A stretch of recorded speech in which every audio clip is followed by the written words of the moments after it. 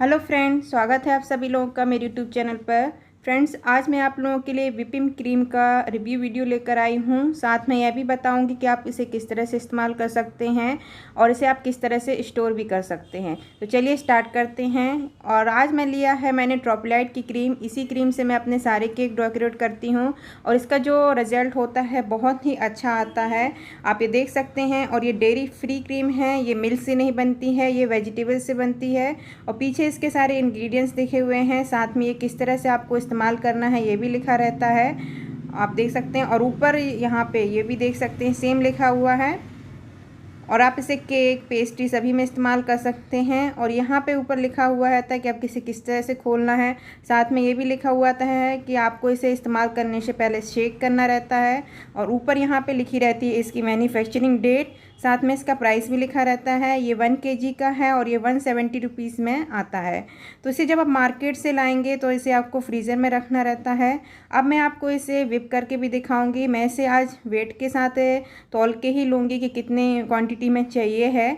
आप इसे कम से कम 100 ग्राम्स क्रीम ज़रूर लीजिएगा। यदि आपको स्टार्ट करते हैं कभी क्रीम को और आपको है कि आप 50 ग्राम्स क्रीम लेके उसे विप करके देखेंगे तो 50 ग्राम्स क्रीम अच्छी तरह से विप नहीं होती है। कम से कम आपको 100 ग्राम क्रीम लेनी ही पड़ती है। और जो ये क्रीम होती है वो आपकी ठंडी होनी चाहिए।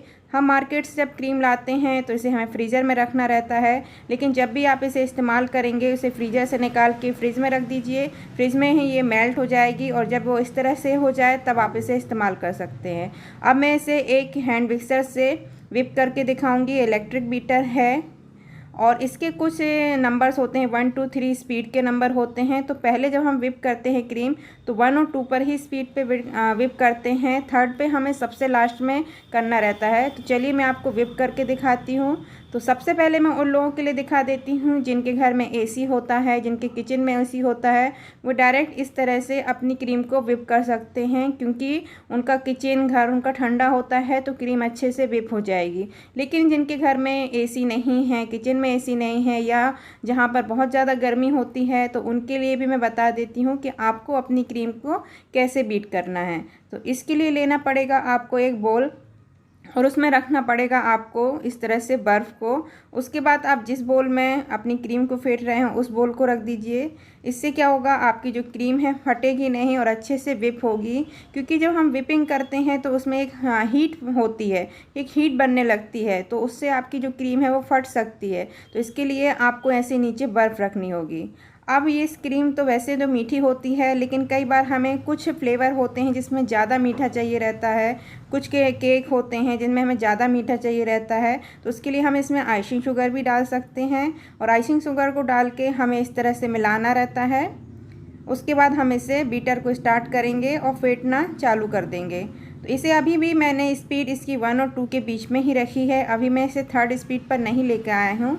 सब हमें कम से कम 1.5 मिनट तक इसे इसी स्पीड पर ही बीट करना रहता है। इससे ज़्यादा स्पीड पर हमें इसे नहीं बीट करना रहता है, क्योंकि यदि आपने एक साथ इसे तेज़ स्पीड पे बीट कर दिया तो आपकी क्रीम फटने लगती है। तो अभी मैंने 1 और 2 पर ही रखा है, 3rd पे नहीं रखा है।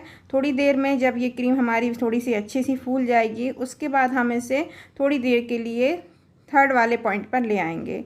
और जो इसकी आपकी जो क्रीम है इसे आप जैसे विप करने के बाद आप इसे किसी एयरटाइट डिब्बे पर रख सकते हैं फ्रिज में 2 दिन के लिए। जब आप क्रीम को फेंट लेंगे तब इसे सिर्फ आप 2 दिन से ज़्यादा फ्रिज में नहीं रख सकते हैं।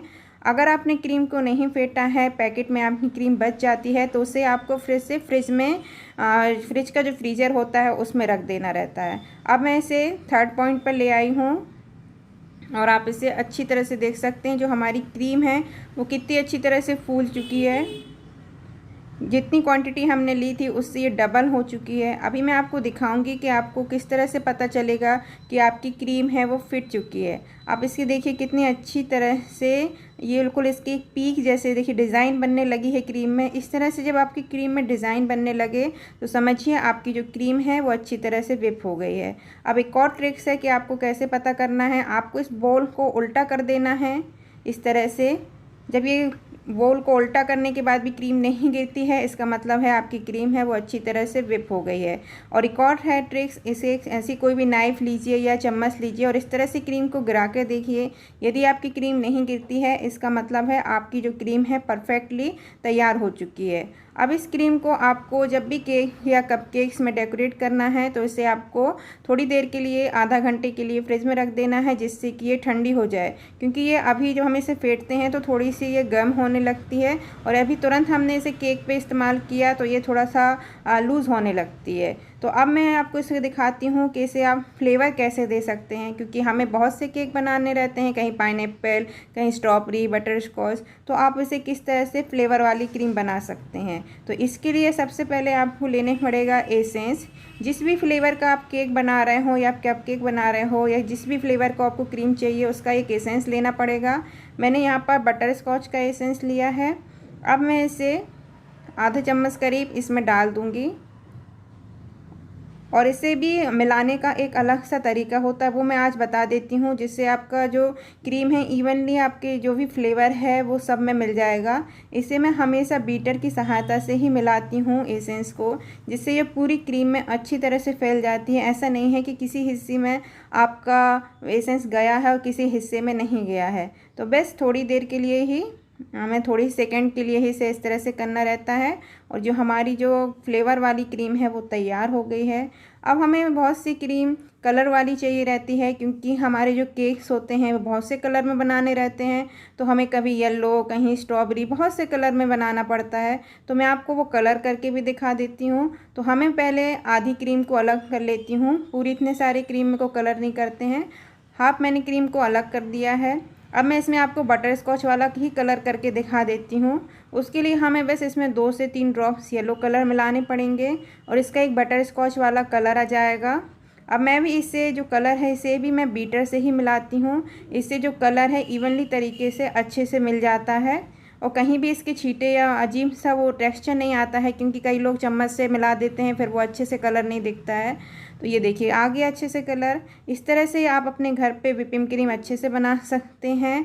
थैंक यू फ्रेंड्स, वीडियो अच्छा लगा हो तो लाइक और सब्सक्राइब करिएगा। मिलते हैं नेक्स्ट वीडियो में।